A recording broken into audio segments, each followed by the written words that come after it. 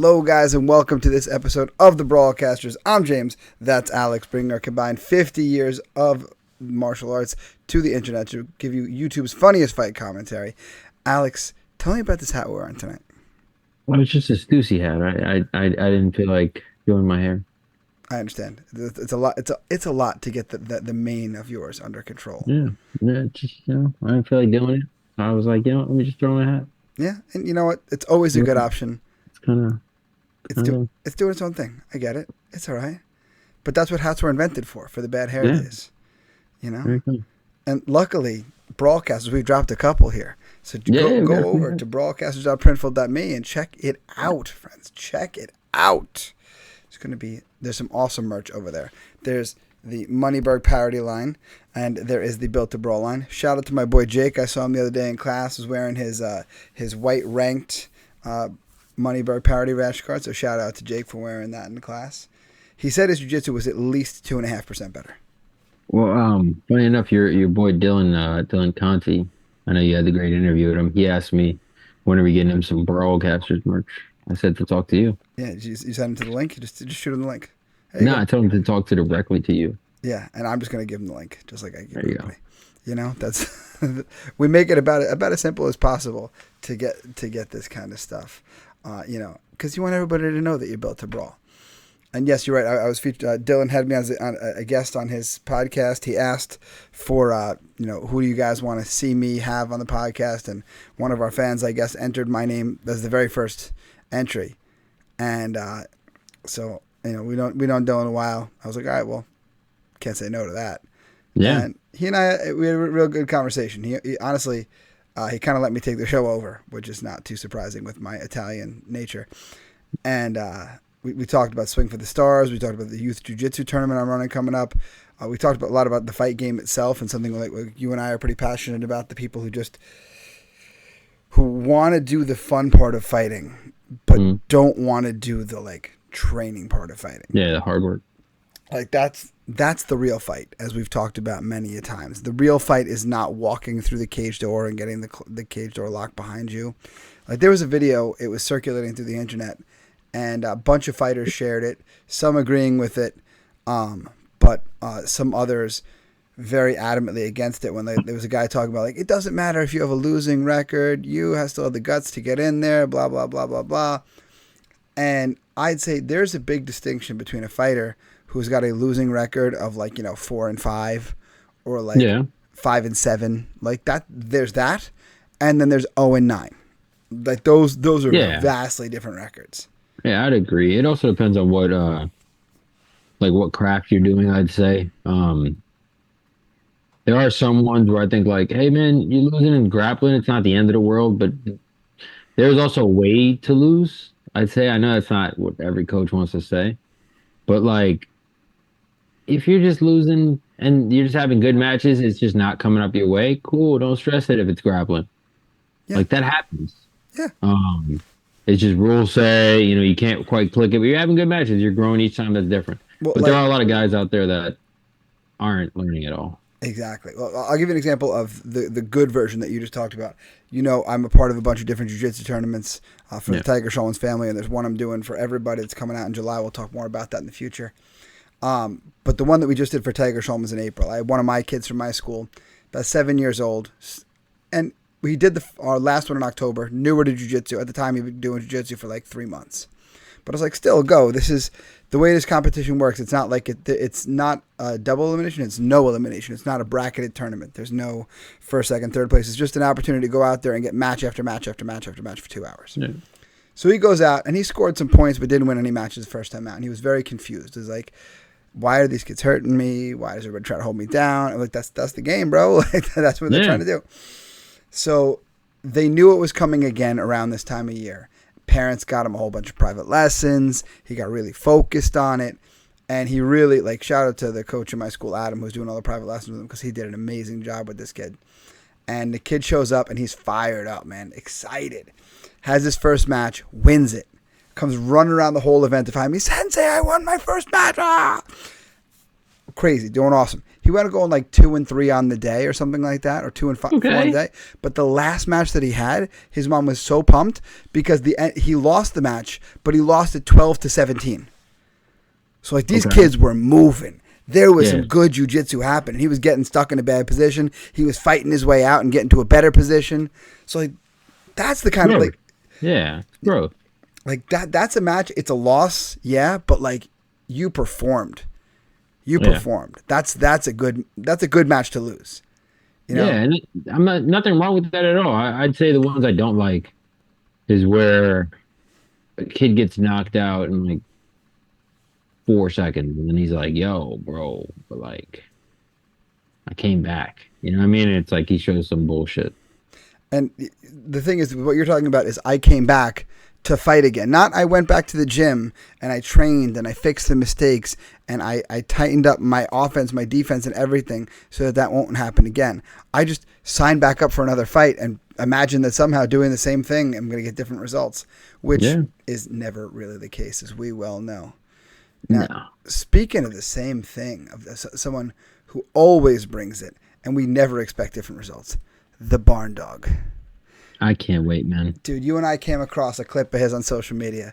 I sent it to you, and I'm like, we got to do this fight. And honestly, the fight we're about to do is not the fight that we came upon. So I have yet another Barndog fight in the coffers waiting to go someday soon.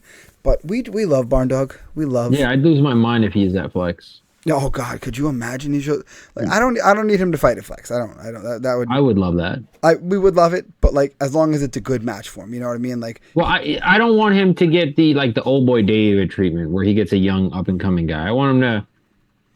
We know what type of fight it is, so let's keep it that type of fight. You know what I'm saying? Exactly. Like let's just do that. I don't think he has quite the notoriety of old boy David, which is a crime, because honestly, he is just.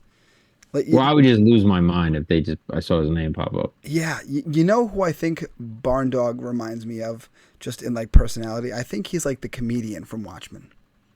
Fair, I could see that. Yeah, walks around with a cigar in his teeth and just, moral but violent. Moral but violent.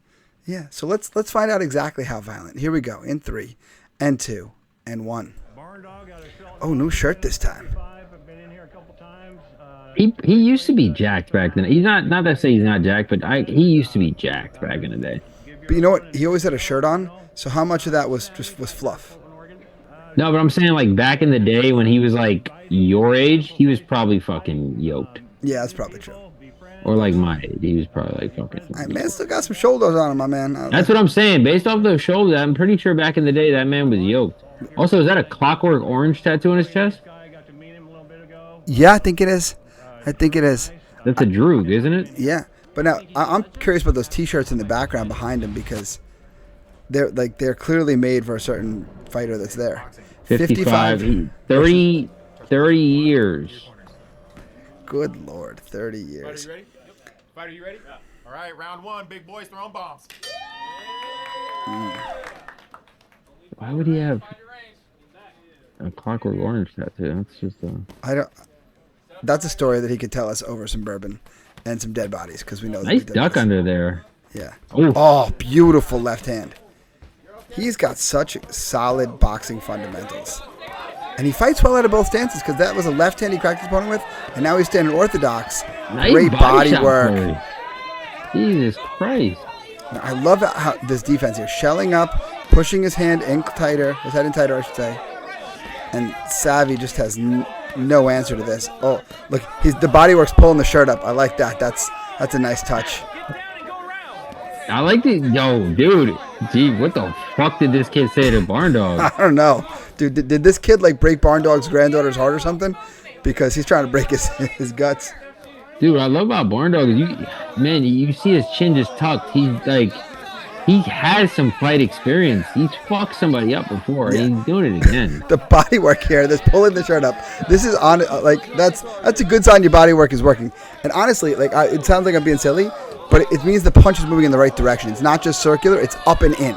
That's what I'm saying. He's landing beautifully, and he's landing these nice hooks just to flurry again and again. Yeah, and the ref was. Yeah, that's a good standing again. Yeah, the ref was busy, checking his notifications on his phone, I guess.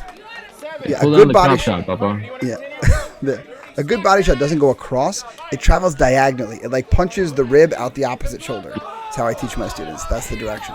And now Barndog just swarming him again. Here's some more body work, pulling that shirt up again. Jesus Christ. Now Savy's he's trying to protect himself here, but like there's not much of what you would call intelligent defense here. I don't know if he's gonna make it out this round. No, he's making it out of his shorts though. Someone needs to pull his shorts up on top of his shirt down. He's okay, but are you sure? Hey, fighter, do you want to continue? Okay, that's the fight. He's done. Oh, he said no. He said fuck that. Yeah. Who could blame him? Good job, bro. After the onslaught that Barndog brought his way, like who could blame him? His face is already swelling. Yeah. Well, Barndog's got huge power. TKO, round 1.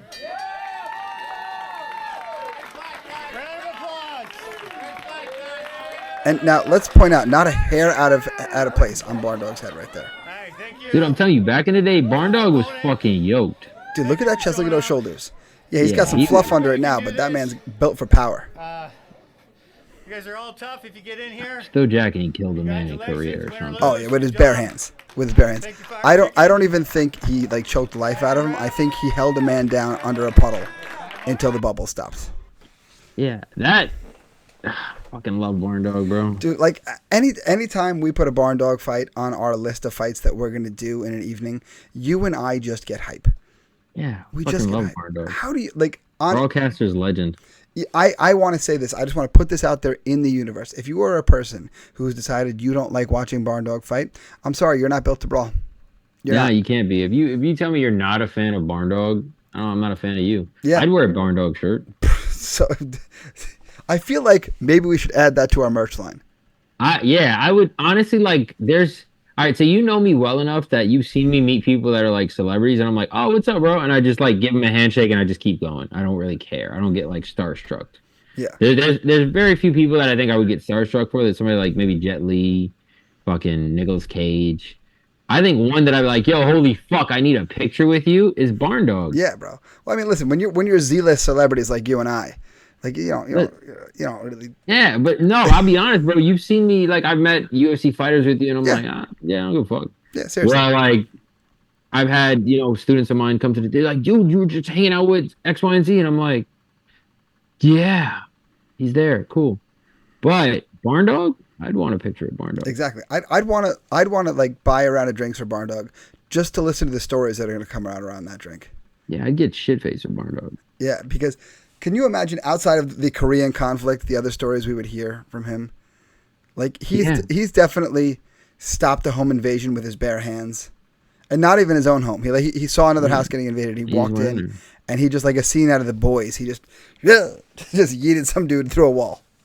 And you know what, guys? If you wanna catch us by the time this drops, Saturday, we will be at HK Hall. Yeah, HK Hall. Manhattan.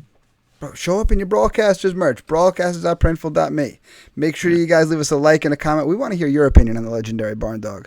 Tell us what you think about his solid skills. Better yet, tell us exactly how you believe he killed a man in the Korean conflict with his bare hands. Just make sure you can't write it. It's YouTube. You can't write like exact words.